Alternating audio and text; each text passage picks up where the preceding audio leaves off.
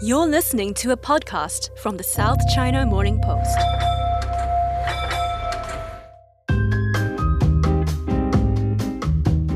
Well, Sam, I have a very important question for you. Fire away, Charmaine. Do you remember your first time having a century egg, that is? I do, and I'm glad you finished that sentence there before I had a chance to jump in. Yeah, I actually do. It was a very memorable experience. I would say that I was nervous beforehand, but it was kind of thrust upon me. Ooh, it sounds like it was a pretty slippery situation. It was indeed. So I've lived in Hong Kong for, about 4 years? And pretty much the first time I'd even heard of a century egg was about 3 minutes before. I was forced, well, not forced, but heavily encouraged to eat one. So there was consent involved. There was definitely consent, in this menu. yes. Yes meant yes, but my arm twisted a little bit, yeah, that's for sure. But it was at a family banquet. One of the servers brought it in, and it kind of looked like shiny coal, this black, strange alien things on a plate, and it turned out to be a century egg. My partner's aunties, she started explaining what it is, 100, 1,000-old egg, and then all of a sudden the room went quiet, and it suddenly dawned upon me that I was going to be expected to eat this. So I think it was kind of like getting acceptance from the elders. It was kind of like a rite of passage. And you're thinking, oh my God, this egg is several times my age. I don't know where it's been. It looks terrifying, but I'm just going to do it. That was basically it, yeah. It was a pretty daunting experience. But actually, the smell of the egg, it actually helped the experience because... Really? You must have had a really good one then, actually. Probably, yeah. I mean, it didn't... I think looking at it and having it described what it was, I was expecting this absolutely rancid, rotten egg smell, and then I've got to put that in my mouth, and it's probably going to come straight back out. But the actual weird, slightly pungent, chemically smell, can we say? It kind of helped, and I took a bite, and everybody applauded, and essentially I was accepted in the family, and I've been married to my wife for 5 years with no issues. The end. So you can say the century egg actually helped you in your married life, so hats off to the century egg. There we go. It's a great food, and it just does great for the world. I mean, it's pretty funny because I don't have any clear memory of having my first century egg, just because it's something that, I don't know, maybe you don't remember when you had your first cheese? Absolutely not. I mean, to me, it's something that's just so ordinary and everyday, right? It's something that I may have had at any standard Chinese meal out with my grandparents or my parents. So again, it's one of those things where you don't realize what you're eating is slightly strange until someone else points it out. Yeah. And then you're like, what? No, this is completely normal. Because not everyone appreciates it the way that we do. I think that's absolutely true. I can say that I am definitely on board with the century egg now after having a few years of trying it. So I think that today we're going to try and debunk some century egg misunderstandings and beliefs as we deep dive into century eggs in hope that more people can come to appreciate this delicacy. I'm Sam Evans. I'm Charmaine Mock. And this is Eat, Drink, Asia.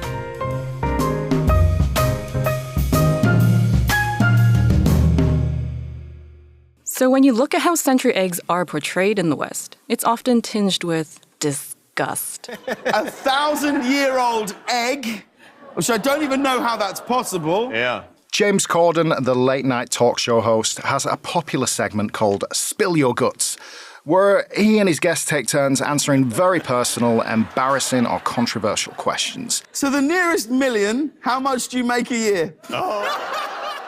If they choose not to answer those questions, they have to eat something, quote-unquote, disgusting.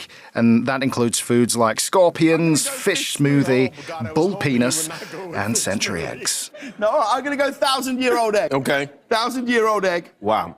That doesn't smell clean.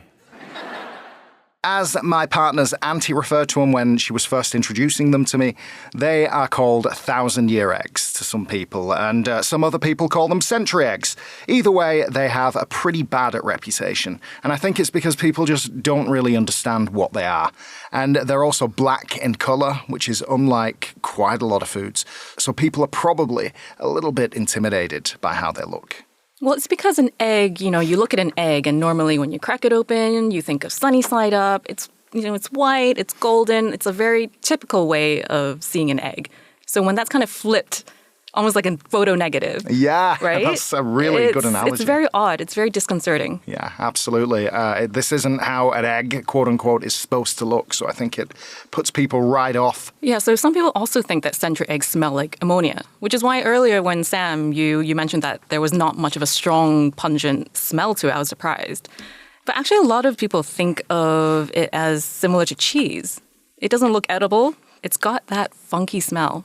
Yet the process to make cheese and century eggs are kind of similar in that they both go through an aging process. Yeah, you're right, Sam. And century eggs actually come from one of the oldest egg preservation methods in history, which dates all the way back to the Ming Dynasty. The Ming Dynasty, that's about 500 years ago, right? Exactly. So 500 years is a pretty long time, so the exact origins of century eggs aren't totally clear. But according to legend, there was a popular tea house in the eastern Jiangsu province in mainland China. Many people visited the tea house, but the owner didn't have enough workers, so he would haphazardly dump his used tea leaves on top of the kitchen's ash piles. It just so happened that there were ducks in the area, just quacking about, and they'd lay eggs in the ashes. So when the owner was cleaning up the ashes and the tea leaves, he found a lot of duck eggs. And with most things in history, he thought they would be inedible. But then he cracked one open and discovered the egg had a smooth and refreshing taste. So wait, does that mean that we can make century eggs by just going out, finding a river, and covering duck eggs with tea leaves and ashes? Just finding a duck and hoping that it accidentally lays an egg in a bunch of ashes? Maybe. Yeah, right. But, the process now is actually a bit more elaborate. So people mix tea leaves, freshly wood-burned ashes, salt, and quicklime to create a muddy paste. So they slather the paste all over the raw duck eggs, then they cover the eggs with rice husks and leave them to preserve for at least several weeks, not a century. I was going to say, so the name century egg, it's a little bit of a misnomer then. Misnomer indeed. But yeah, it only takes several weeks. Literature from the 1900s have also recorded different methods to make century eggs, including using hen's eggs instead of duck eggs, and immersing the eggs in a mixture of fluids instead of coating them with a paste. But the eggs usually only need to be preserved for about half a month in the summer or a full month in winter before they turn into century eggs. Okay, so we've established then that century eggs don't actually take 100 years to make, but they've definitely been a part of the Chinese diet for centuries. Back in 1916, the National Geographic magazine wrote, and I quote, "The ancient egg in China has as much standing in good society as wine of rare old vintage in Europe, there being no accounting for taste." Speaking of taste, let's do a taste test right now.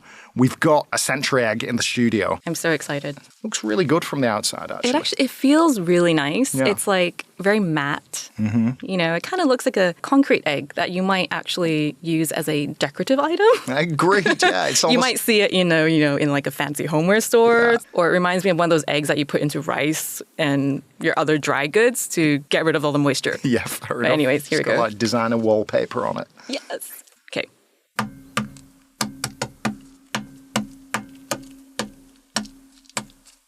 Ooh, it's got that little squish. Yeah. Oh, that's a satisfying sound. Oh, wow. Look at the patterns on it. It is. So I'm just getting my hands all over it. It's okay. You got clean hands, right? I got clean hands. I trust you. All right. Beautiful. What does it look like first, Charmaine? Let's describe to the audience at home. How does a century egg look? Because it looks pretty unique. I mean, at first glance, it kind of reminds me of a coffee jelly. It's got that deep brown kind of translucency. Mm-hmm. It's got something on the outside that looks kind of like, like snowflakes. Yeah, kind of like when ice cracks and it goes... It's kind of like that. Yeah, or like, when it's starting to get really cold and your window starts frosting up. Right? Exactly, that's it. Well, you'll know living in Canada, right? Yeah, exactly. Up in Canada. Freezing. Let me take a look. Take a closer look. Get your nose up in there too. A look and a smell. Oh my. Wow, yeah, so it's really squashy. Bouncy? It's really bouncy. Yeah, probably not squashy, actually. It'd probably go all over my hands if I squash it. Not like a stress ball, right? It's like... It's really bouncy, yeah, and wow, yeah. The smell is quite strong, right? It's quite okay. strong. It's not that strong. It's not super pungent, but it's Smells very salty, a little bit eggy, but not in a traditional sense. You can see where the yolk is as well, that little kind of deep green shade just kind of peeking through. Yeah, it's a thing of beauty. It's like a nice aged cheese. I know that's a cliche, but it really does have that really lovely aged kind of feeling from a nice ripe camembert or something. Oh, now we're talking. Well, we're lucky because we are being handed now some cutlery. Let's dig in. And Charmaine, I want you to lead the way here. Can you open that, give it a taste, and then explain? Should I do it this way? Lengthwise or? Yep, okay, that'll do. Let's go do that. Oh, wow. So it's coming apart under the pressure of the chopsticks, and there you go. And what's inside? That's that. That yolk is, yeah, it kind of looks, it's very matte compared to the gelatinous, shiny outer bit, right? It's so gorgeous. You know, once you get it open, you kind of see like these little golden bits, like they kind of look translucent, sunny yellow kind of accent to it. Yeah, it's kind of like amber, kind of like something that you might find on the beach, like quartz or something like that, right? That smells really kind of pungent. But I love the yolk. It has this really ganache type texture, you know, like a really gorgeous chocolate truffle. Well, should we dig in? Should we eat it at the same time? Here, you can have the bigger piece. All right, that's so generous of you. Thank you, Charmaine. Okay. Yum. So yeah, let's talk about texture first, right? So your teeth, they break through that jelly outside. Bouncy. It's really bouncy, yeah, and it's really similar to like jelly, kind of a little bit more firm than jelly you might just get from the fridge, but it's quite similar. And then inside, what is it when you get to that yolk? Oh, you do get that little bit of that soft-boiled egg texture, you know, that slight chalkiness around the edges, but then you've got that really lovely center, that ganache again. You know, it's so silky smooth. But it's so good. It does have that touch of ammonia at the end, which kind of gives it that little extra, like, ooh, what is that? Keeps you on your toes a little bit. Yeah, a little bit. So, Sam, unlike what we've just done or what people see on the James Corden show, century eggs aren't really traditionally eaten alone. I mean, you could, but there's just so much more to it. It's so versatile. And in Chinese cuisine, century eggs are often paired with other foods. So our colleague Lisa Kam has met with a few of these leading chefs around Hong Kong to see how they're applying century egg into their cuisine. Hey, Lisa. Hello, guys, I'm back. So, Lisa, before we dive into how century eggs are eaten, can you explain what's considered to be a good century egg? Sure, I spoke with Chef Saito Chow from Chineseology, a restaurant in IFC in Hong Kong. And he gives like a contemporary twist on traditional cuisine there. He gave us a really thorough and extensive answer to that very question. A good century egg typically has a pine nut flower pattern and a tong sam quality. This is what makes a century egg good. Chef Saito mentioned something called tong sam, which basically means molten center. It's kind of like a lava cake where the chocolate in the center oozes out. But he also mentions that the texture, instead of something more ganache, like Charmaine mentioned, he likened it to crab fat, the creamy crab fat. Like it has just a little bit more of a granular, fatty texture to it. I think you would expect something a bit smoother if you compare it to chocolate. So the century egg we just tried in the studio was a good century egg, since it was very, and forgive me if I butcher this, tong sam. Pretty good. And actually, our egg also had a gorgeous flower pattern on it. Lisa, what did Chef Saito have to say about that? The flower pattern is called chongfa in Cantonese, which basically translates to pine nut flower. Chef Saito told me that if the century egg has this pattern on the skin, then the texture is bouncier, as it's not as tight and gummy. Oh, that is so accurate because the one that Sam and I just tried definitely has that bouncy texture. It's not easy to buy century eggs with the pine nut flower pattern, but I've observed that if the outer shell has a lot of dots on it, there's a higher chance that it could have the pine nut flower pattern. A pattern with more flower blooms means it's a top-grade century egg. So, Lisa, you mentioned Chef Saito. How does Chef Saito prepare century eggs? Well, when we visited him, he made 3 very traditional dishes. The first one was century egg and pork congee, 皮蛋瘦肉粥. 皮蛋瘦肉粥呢？ Century egg and pork congee dates back centuries. But why do the flavors go so well together? It's because the rice congee is neutral in taste and silky in texture. When you add century eggs, they have a subtle sweet taste and aroma. Adding some meat into the dish, then all the flavors go really well together. When do you guys eat it? I know that it's quite common for people to eat it at breakfast. Will you guys stick to having it at breakfast? And why do you like it? Actually, it's kind of a thing that I wouldn't say it's something that I have when I'm sick, but it's just got such a comforting quality to it, you know? It's like smooth, fluffy congee, delicate century egg, and then you've got the little shreds of the pork in there. I mean, it's a really cheap dish, which is why we probably had it a lot. But there's just something so simple about it. I imagine it's a bit like having, you know, like chicken soup when you're ill, or, you know, like a peanut butter sandwich, something that's comforting to you and familiar. Yeah. But won't you agree, Charmaine, that like all 皮蛋瘦肉粥 or century egg and pork congee are not created equal? Like there is definitely like the good one. Oh, the premium one. Exactly, right? There's ones that like, you know, not that I don't mind that some century eggs are, you know, is a bit more gummy, or this one has a stronger ammonia taste because we're so used to the ingredient. But you really can taste that like, okay, this one, like, you know, the pork is really dry and stringy. And this one's very gummy and the ammonia is really strong. Or the ones where like, you know, the sweetness of the pork, the soapy alkali flavor, and then the smooth texture of the egg just melds in with the protein and ends off on a sweet note. It's very different on the spectrum, isn't it? Yeah. Well, my wife sometimes makes it at home, so she doesn't kill me when I get home. I'm going to say that it's definitely on that stellar end of the spectrum, like you just mentioned, Lisa. Of course, it's home cooked. Nothing better than that. Apart from 皮蛋瘦肉粥 or century egg with congee, Chef Saito made this century egg with baby ginger or 皮蛋子薑. This is like a very standard cold dish, very appetizer-y. I think more of on the spectrum of just an hors d'oeuvre, like an amuse-bouche in Chinese cuisine, don't you think? Yeah. You usually get a slice of ginger and it's laid on top of a quartered or maybe a sixth of a century egg. You dip it in a bit of sugar or you sprinkle it on top, up to you. But Chef Saito's version has a few more ingredients. 其實傳統嘅紫薑皮蛋呢， The traditional version of this dish only has century egg, baby ginger, and some granulated sugar. But I thought that I could make it a bit more special by incorporating some new flavors. So, since century eggs have a subtle sweet aroma and baby ginger are sweet, I added some mala sauce, which adds another layer of flavor. I also added some cucumbers so it tastes more refreshing. Oh, unusual. I've never actually put sugar on mine. It's always just been ginger and century egg. Yeah, it's served with the sugar though.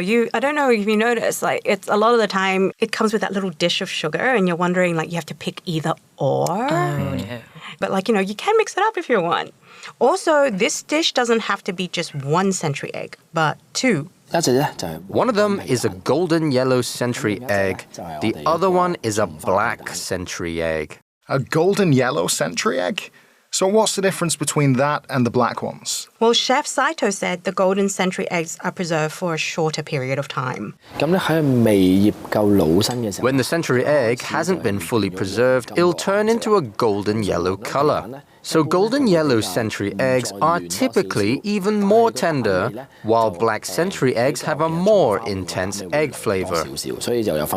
So out of the 2, it sounds like the traditional one is just a little bit better. Am I right? The golden yellow century egg may have a milder taste, but it has a softer skin, so they each have their own flavor. It really depends on whether someone prefers something more traditional or if they think the golden yellow color is more appealing to eat. So I've talked about my experience eating century egg with baby ginger. As I said, it was actually the first time that I ate a century egg, and it turned out to be lovely, and it set me on this path to eating century eggs like I do now, which is quite often. What about you guys? What about Charmaine and Lisa? What is a kind of time that you will have that dish? Will you eat it exclusively at restaurants or will you eat it at home? Is that a thing? It really is an amuse-bouche more to me. Like, when you go out to eat, it's a multi-course meal and someone, know that someone's going to be late and they're going to prop that on the table first. How about you, Charmaine? I mean, yeah, I agree. It's something that you just take for granted almost. It's there. And if it's in front of me, I will never not eat it. But it's not something that maybe I would actively order, actually. But would you, with a century egg at home, put some ginger on it and eat it? I don't find I do that much. No, it's a bit too fancy. I would just probably chop it up, put it on top of some chilled tofu, a little bit of vinegar. That's more my jam. Mm-hmm. Yeah, I think you're right. When you have one at home, you're more tempted to make a meal out of it. Yeah. Rather than have it as a petite appetizer. Ooh, it almost seems a bit too indulgent, don't you think? To just have a whole quarter of a century egg at home by yourself. I feel like that's a little bit like a Chinese family thing. It's we got to make this one egg last and kind of go further. Chop it up and put it in congee. So one egg can feed a huge family. Whereas having a whole half an egg or a quarter of an egg, it's like a restaurant indulgence, It's like we just did. Exactly. Would that be equivalent to okay, I'm eating this whole wheel of brie by myself, right? Exactly. I mean, we have been known to do that. But both of these dishes, the congee and the one with baby ginger, are savory dishes. But Chef Saito also prepared a classic Chinese dessert, century egg puff pastry, or 皮蛋酥. Century egg puff pastry dates back 50 plus years. It's a very traditional dish. We make a mung bean puree and use it to wrap some baby ginger and a whole century egg. Then we make a flour-based puff pastry to wrap the egg. We add an egg wash on top and bake it until golden brown. I've actually never really had this. What? Yeah. It's so yummy! Yeah, it's weird. I've never really had this growing up. Century egg in a baked pastry. Well, I think it's a very Hong Kong dish. It's made famous by a bakery in Yuen Long. It was one of their signature pastries. I remember when I visited Hong Kong, my relatives would drive me to Yuen Long. It used to be a trip back then.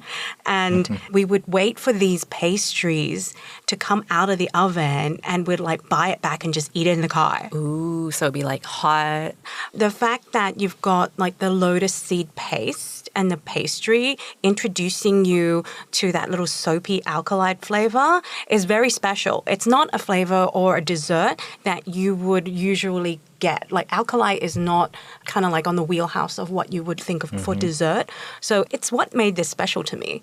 Do they sell similar things all over Hong Kong, or are these still very few and far between? Obviously, Chef Saito does them, but are probably lower-end versions available wherever you go, or is this still quite a rarity?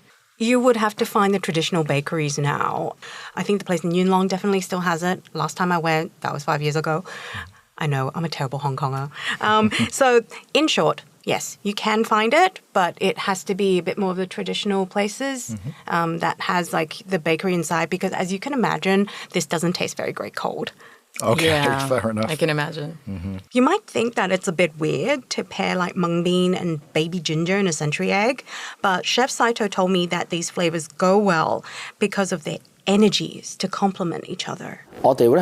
We use mung beans because, according to Chinese food therapy, they've got a cool energy. Meanwhile, ginger is considered warm, so Chinese cuisine would typically pair mung bean puree with baby ginger to serve a well-balanced dish. It won't be too cool or too warm. When you add the sweet aroma from the century egg as well, form it into a bun shape and bake it, then you've created a Chinese dessert.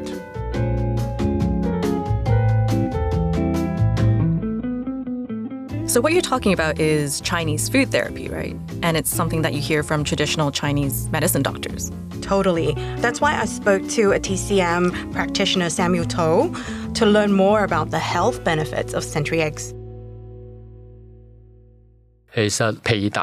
Century eggs are preserved duck eggs. So duck eggs provide yin energy, and they have a cool energy. And even after they've gone through the preservation process and turned into century eggs, they still retain those properties. So, as Samuel said, they provide yin energy and cool energy. But what does that mean? Well, Sam, you probably heard that yin and yang are seen as the black and white dot symbol. Now, according to TCM, people get sick when there's an imbalance of the yin and the yang energies. Now, just to clarify a little bit, yang energy is symbolized by day. It's movement. It is heat. Yin energy is more about moonlight, sleeping, resting, and being in stasis, more almost. So the yin is the black with the white dot, and the yang is the white with the black dot? I would surmise as much too. Good question.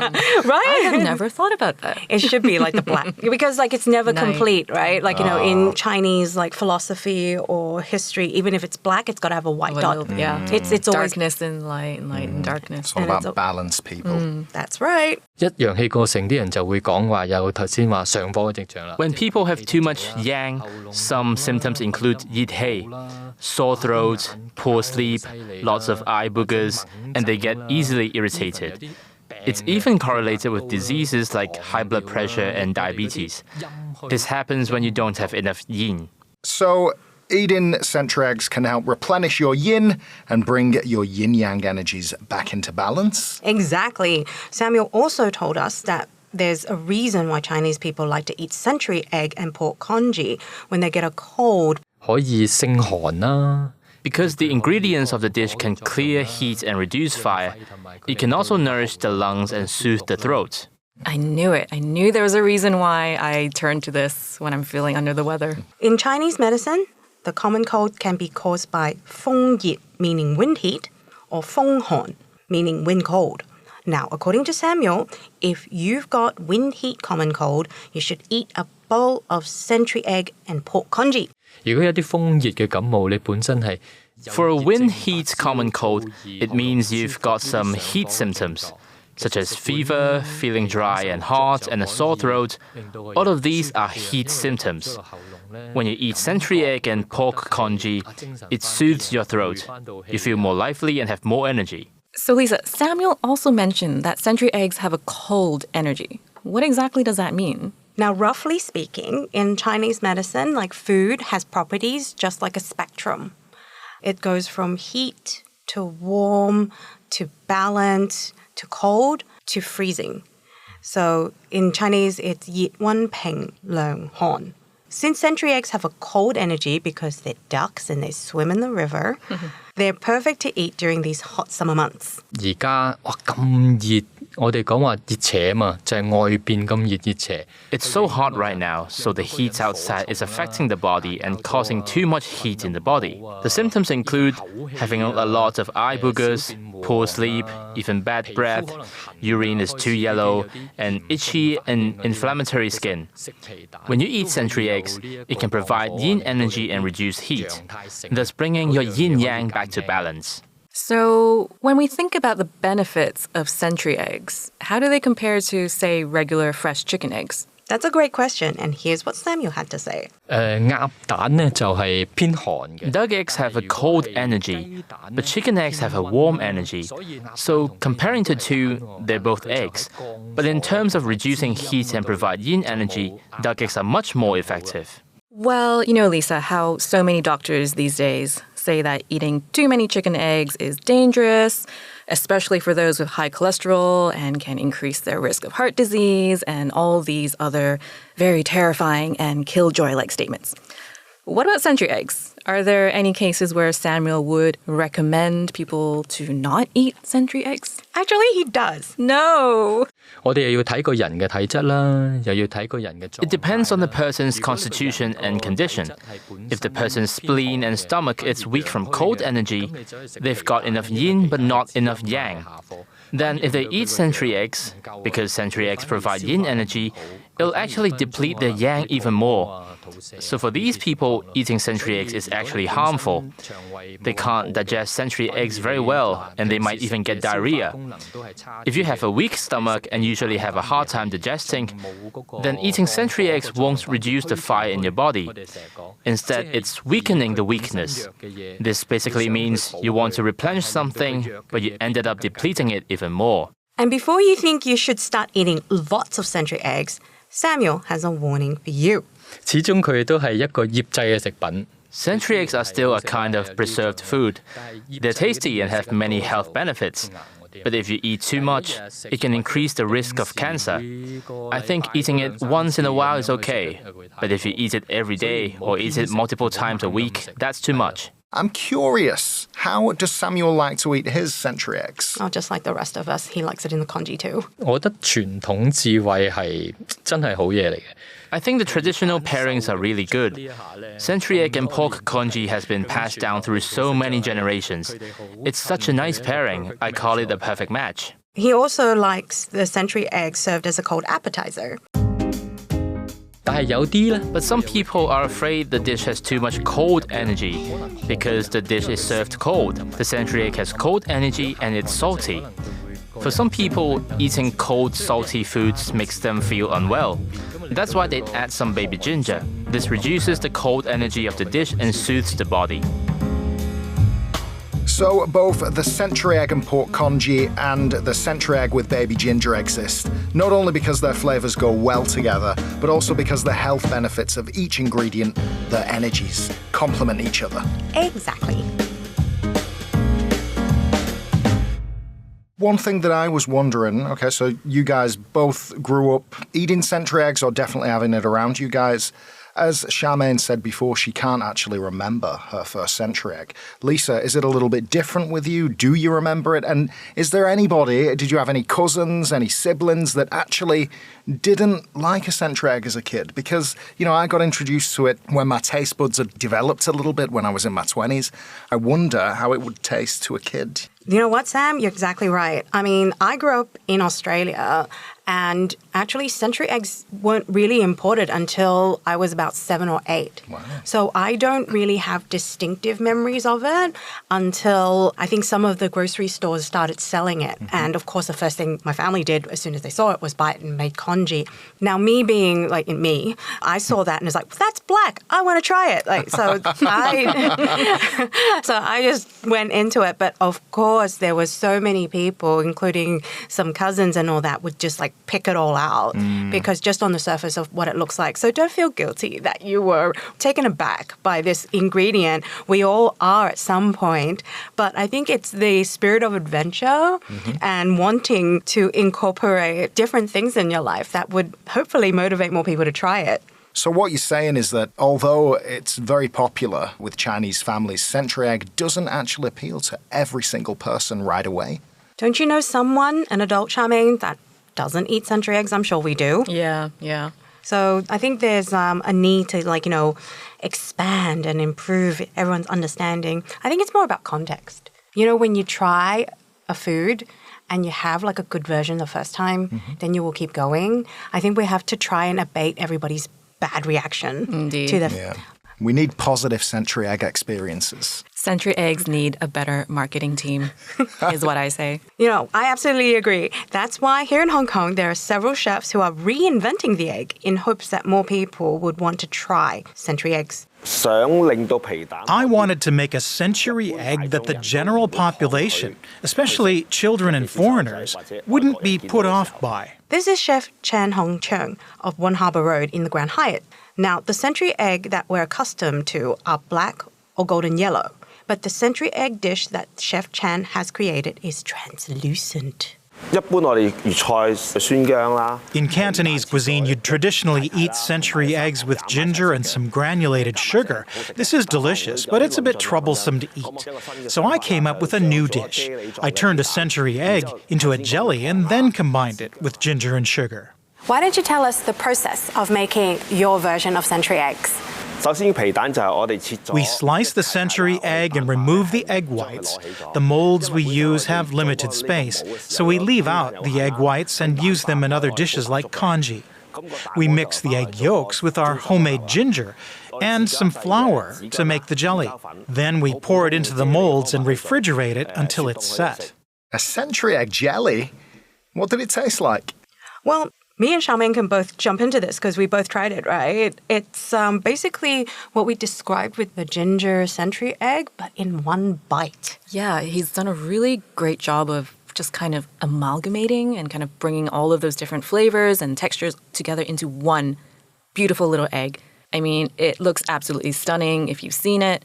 It's almost like a decorative item. I would almost describe it as like a snow globe. Yes. So he already abates that black apprehensiveness that you get. It's like little galaxies inside, right? It's got a little bits of ginger, does it? Yeah. Yeah, and that's then part of the snow globe. It's so pretty. Yeah, and then a little slice of century egg is right there. So you taste it on your palate last, and it brings out just that slight little soapy alkali flavor just to end it after the first ginger and the sweetness and a bit of tart on the front end. He really did a great dish there.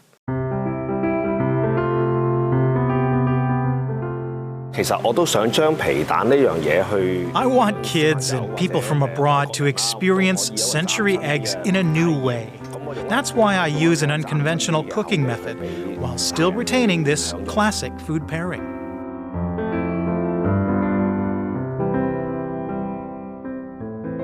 It's a really interesting way to present it too, I think, because it kind of takes some of the more challenging textures out of the century egg. You don't get that kind of oozy, lava-y yolk in this version, which I miss. Sorry, Tatsifu. But it's still an amazingly different way to approach century egg, I think. Totally agree.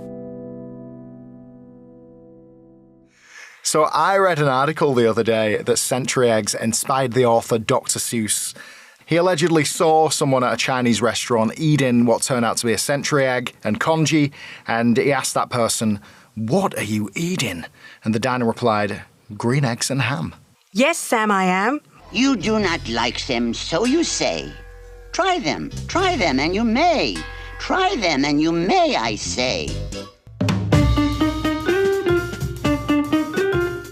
So Chef Saito and his bartender put their heads together and created this gingery, kind of little bit tart tequila base. Oh, that sounds good. Yeah, cocktail for us. And on top, they used bits of century egg and made little mini eggs as a garnish. That sounds really cute. It was so cute. And I kept on bugging him, I know you made this for this special, but could you include this on your bar menu? Because I feel it's so cool.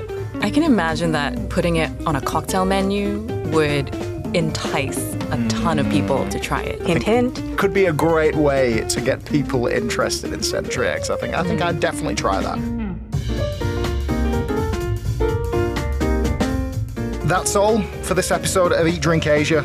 Thanks for listening, and a reminder, you can find the video version of Lisa's journey through Hong Kong in search of century eggs, along with all of our food-related stories and videos on our website at scmp.com. And don't forget to follow us on our Instagram page at scmp news. Thanks for listening, and bye for now. Bye.